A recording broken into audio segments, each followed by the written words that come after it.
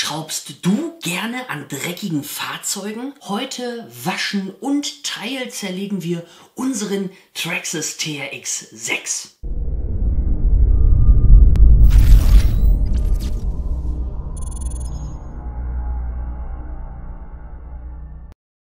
Bevor ich dir zeige, was du alles zum Waschen deines RC-Fahrzeugs benötigst, möchte ich hier einmal auf den Ist-Zustand des Fahrzeugs eingehen. Es ist ja unser Projektfahrzeug und bisher habe ich hier dran nichts gemacht, gar nichts. Und wir schauen mal. Also wir sehen natürlich hier so ein paar Verschmutzungen an den Reifen, ganz klare Sache bei einem Crawler. Hier die ganze Karosserie ist mit einem Staubfilm überzogen. Das Ganze kann man auch sehr, sehr gut hier auf der Frontscheibe erkennen. Hier spiegelt sich nicht mehr so wahnsinnig viel. Unterm Fahrzeug sieht es im ersten Moment gar nicht so schlecht aus, aber wir haben hier die ganzen Zwischenräume, es ist alles Öl verschmiert. Bevor dieses Teil hier verkauft worden ist und ich dieses Fahrzeug gekauft habe, wurde es halt mal schnell so ein bisschen übergeputzt, dass es auf den ersten Blick ganz gut aussieht. Aber wenn wir ein bisschen ins Detail gehen, dann sehen wir ganz, ganz viel Dreck und vor allem halt auch so ölhaltige Sachen hier unten in dem Bereich. Schauen wir uns auch noch kurz das Dach an. So sieht's aus. Hier ist noch eine Verkabelung drauf. Das Chassis an sich darf natürlich auch nicht fehlen. Und da sehen wir schon, dass wir hier auch richtig viel Dreck drin sitzen haben in den ganzen Zwischenräumen. Alles ist ein bisschen staubig, ein bisschen schmierig. Das möchte ich heute auf jeden Fall ändern. Jetzt schauen wir uns noch mal kurz meine zweite Karosserie an, die schwarze TRX 6 Karosserie. Auch die schwarze Karosserie ist in einem desaströsen Zustand, nicht nur vom Schmutz. Wir sehen natürlich auch hier, schön staubig das Ganze, aber Staub ist hier das kleinste Problem.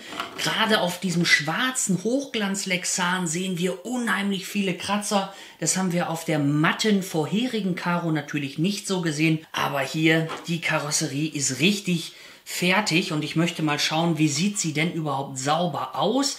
Vielleicht kann man das später auch noch mal was polieren. Das ist aber nicht Bestandteil des Videos. Heute geht es erstmal darum, das Fahrzeug einmal richtig zu reinigen, damit man damit auch vernünftig arbeiten kann und schon mal so ein paar Teile zu demontieren, dass wir es wirklich überall schön sauber haben. Folgende Produkte möchte ich heute bei der Reinigung verwenden. Zum einen habe ich hier ein Autoshampoo. Man kann das natürlich auch mit Pril machen. Pril greift aber die Gummiteile auf Dauer etwas an und macht diese etwas brüchiger. Dementsprechend möchte ich hier ein normales Autoshampoo nutzen. Das werde ich mit Wasser zusammen vermischen und dann hier in so eine alte Glasreinigerflasche packen. Damit kann ich dann ganz punktuell mein Shampoo-Wasser aufsprühen und einwirken lassen. Des Weiteren nutze ich zwei verschieden große Pinsel, den hier für größere Flächen, den hier für die Zwischenräume. Diese Bürste hier, die werde ich für die Reifen und matte Kunststoffteile verwenden. Hiermit sollte man nicht auf eine Hochglanz-Lexan-Karosserie gehen, damit würdest du dir alles verkratzen. Wenn ich das Fahrzeug soweit gereinigt habe, spüle ich das Ganze mit warmem Wasser ab und werde es trocknen, hier mit so einem normalen Baumwolltuch. Es eignet sich aber auch super ein Mikrofasertuch mit einer relativ hohen GSM-Zahl. Bedeutet also, dass dieses Tuch besonders viel Wasser und Schmutz nochmal aufnehmen kann. Da ich mit diesem Handtuch nicht in alle Ecken komme, werde ich das Fahrzeug noch einmal kurz überföhnen, damit ich auch kein Wasser in den Schraubenköpfen habe, und pflegen werde ich danach das Fahrzeug mit einem Universal-Silikonöl, weil ich das gerade hier zur Hand habe. Am besten wäre hier natürlich Ballistol. Das greift das Material überhaupt nicht an, pflegt und es ist so harmlos, du könntest es theoretisch sogar gurgeln. Bevor ich das Fahrzeug jetzt wasche mit dir zusammen, möchte ich erstmal noch die Felgen demontieren. Aus dem einfachen Grund, dass man besser in die ganzen Ecken und Kanten da unten an den Achsen nochmal drankommt und auch die Beadlock-Felgen von innen nochmal schön reinigen kann. Das machen wir jetzt einmal zusammen. Das Lösen der Felge geht sehr einfach. Als erstes lösen wir hier diese Kappe, die unsere Radmutter versteckt. Dazu nehme ich hier so einen schönen kleinen Schraubendreher. Dann können wir die ganz vorsichtig abnehmen und kommen hier unten zu unserer Radmutter. Diese hier einfach runterschrauben, kann man per Hand machen oder wie ich in dem Fall mit einem Schrauber. Das klappt wunderbar. Dann können wir das Ganze jetzt mal vorsichtig lösen. Und hier siehst du den Grund, warum ich die Reifen vorher abnehme. Ich werde jetzt hier die Schraube einmal drauf drehen, dass damit nichts passiert. Und das mache ich jetzt bei allen 6 Rädern. Willkommen in der Waschhalle des TRX6 und ich möchte jetzt nicht in den Kommentaren lesen, dass es eine Dusche ist. Nein, es ist keine Dusche, es ist eine Waschhalle. Zunächst benetzen wir jetzt das Fahrzeug ausgiebig mit der Shampoo-Lösung.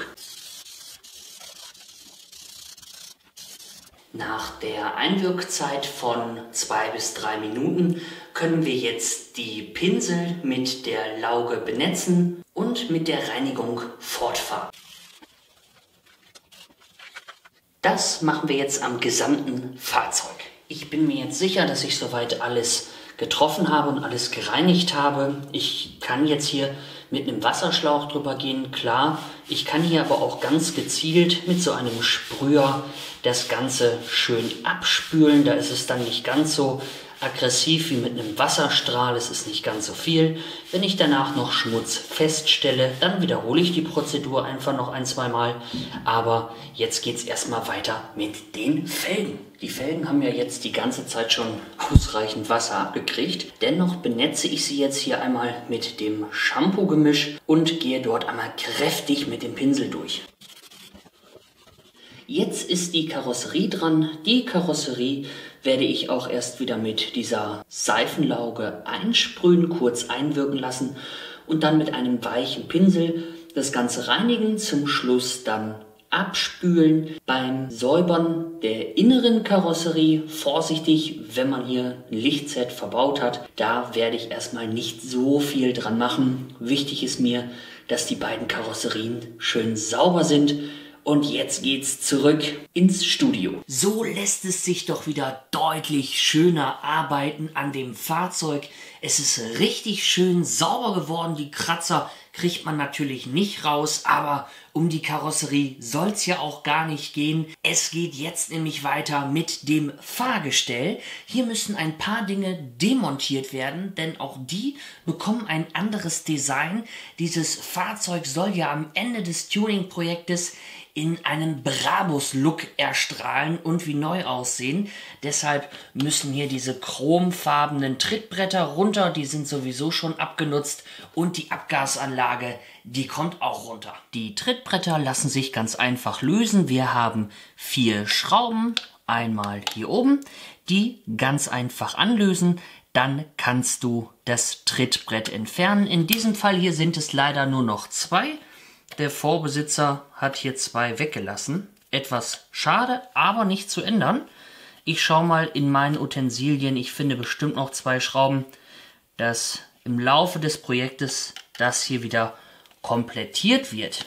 Wenn du die insgesamt 4 Schrauben dann entfernt hast, dann kannst du das ganz einfach hier einmal runternehmen. Und zum Lackieren von diesem Teil kann man das hier ganz wunderbar noch abschrauben mit diesen 3 Schrauben. Wir wollen jetzt noch die Abgasanlage demontieren. Hier vorne sitzt sie. Wir müssen diese Schraube hier lösen und dann fehlen uns noch 2 weitere Schrauben und die sind einmal hier und hier. Die einmal komplett lösen und dann kannst du die Abgasanlage ganz einfach abnehmen. Ich konnte es mir nicht verkneifen, das jetzt doch schon mal auseinanderzuschrauben und guck mal, was sich da für ein Dreck drin gesammelt hat. Richtig krass. Das werde ich nochmal separat reinigen, auch nochmal schön mit einem Pinsel und auch hier die Abgasanlage. Aber ich finde es schön, das auch mal zu sehen. Das mache ich richtig sauber. Der Auspuff hier, damit werde ich auch noch ein bisschen was machen. Ich bin sehr gespannt, wie sich das hier weiter verarbeiten lässt. Kommen wir jetzt zu einer wirklich nicht schönen Heckstoßstange. Die kommt auch erstmal runter. Die Heckstoßstange finde ich überhaupt nicht schön gewählt, denn der Vorbesitzer musste dafür hier die Karosserie kaputt schneiden und das tut mir echt weh. Das soll bei meiner neuen Brabus-Karosserie auf keinen Fall sein, deswegen schmeiße ich die jetzt raus. Die ist auch schon ziemlich verkratzt. Jeder kann ja das machen, was er möchte. Aber es sieht für mich irgendwie aus, als wenn er die im angebrachten Zustand ausgeschnitten hat. Bin ich mir nicht sicher. Die fliegt raus. Das Lustige an der Sache, die passt da eigentlich gar nicht so richtig rein. Ich muss jetzt hier drunter die Schrauben, muss dann im Inneren was festhalten und kann das dann erst demontieren. Das mache ich jetzt mal. Ohne diese Tuning-Stoßstange hier gefällt mir das Heck deutlich besser. Wenn jetzt noch die Karosserie heile wäre, dann würde es mir super gefallen. Aber hier kommt ja unsere Brabus-Karosserie drauf. Diese hier werde ich dann zwischendurch als Ersatz mal fahren. Und schreib du mir doch jetzt mal in die Kommentare, dieser Unterfahrschutz hier hinten, soll ich den in Silber lassen oder auch schwarz lackieren? Das würde mich wirklich mal interessieren. Wir haben richtig Ordnung geschaffen. Wir haben das Fahrzeug und die Karosserien einmal richtig gründlich gereinigt und Anbauteile entfernt, wie zum Beispiel die Trittbretter, die Abgasanlage und auch diese schlimme Tuning-Stoßstange gehört jetzt der Vergangenheit an. Eine gute Basis, um im nächsten Video darauf aufzubauen. Bis dahin, alles Gute, dein World Control RC.